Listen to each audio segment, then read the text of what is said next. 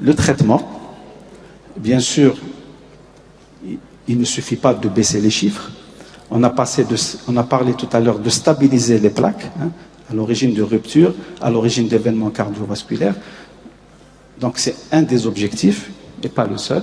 Il faut une prise en charge globale du patient, inclure tous les facteurs de risque cardiovasculaire, hypertension artérielle, diabète, et ce n'est qu'à ce prix qu'on va diminuer le risque cardiovasculaire global, mais il faut savoir également qu'on parle beaucoup de risques résiduels.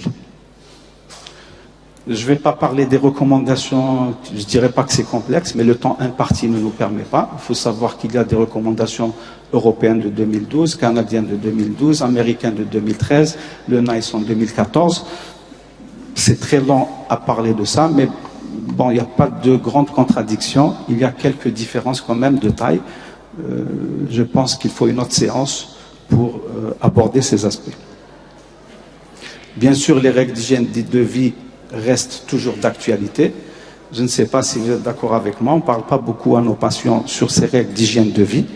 C'est ainsi qu'on se retrouve avec des patients qui ne font pas de l'exercice physique ou qui font semblant de faire de l'exercice physique.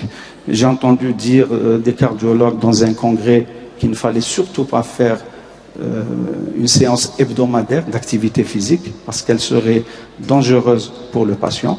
Il faut faire des séances quotidiennes, bien sûr tenant compte de l'état du patient.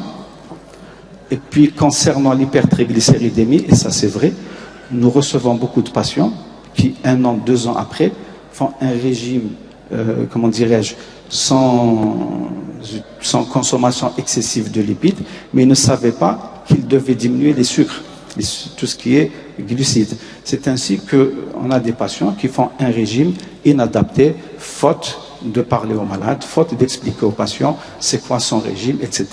Et il n'y a pas mieux que donner des brochures aux patients et de prendre le temps. Donc cet aspect est régulièrement négligé par nous. Et puis, c'est toujours difficile de changer ses habitudes. Il ne faut pas dire aux patients, vous n'avez pas fait le régime, je ne vous vois plus, vous ne fumez, vous n'avez pas arrêté de fumer, je ne vous vois plus. Je pense que c'est des attitudes à bannir.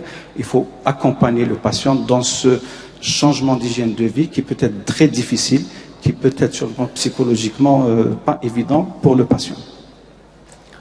Les traitements reposent bien sûr sur les grandes classes thérapeutiques, les statines, les fibrates et puis les autres classes thérapeutiques que vous connaissez. Je fais un peu vite parce que le temps presse. Et puis vous avez ce qui a été dit tout à l'heure par ma collègue, c'est qu'on ne traite pas des chiffres de glycémie, il faut stratifier le risque du patient. Et là, c'est ici que vous avez des différences entre les Européens et les Américains.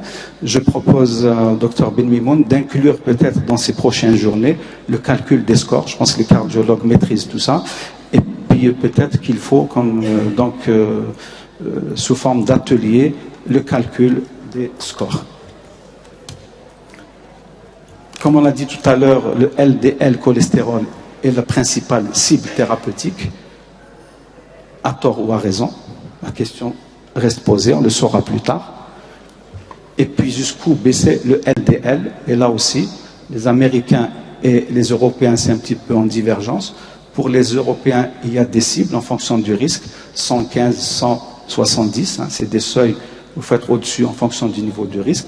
Les Américains disent qu'il faut réduire de 50% le taux de LDL initial. Il y a un débat dans la littérature. Quelle est la meilleure approche? C'est l'avenir peut-être qui nous le dira. Vous trouverez toujours des articles qui vous diront cette attitude est meilleure, l'autre est meilleure. La surveillance du traitement, il me reste 2 minutes, Monsieur le Président.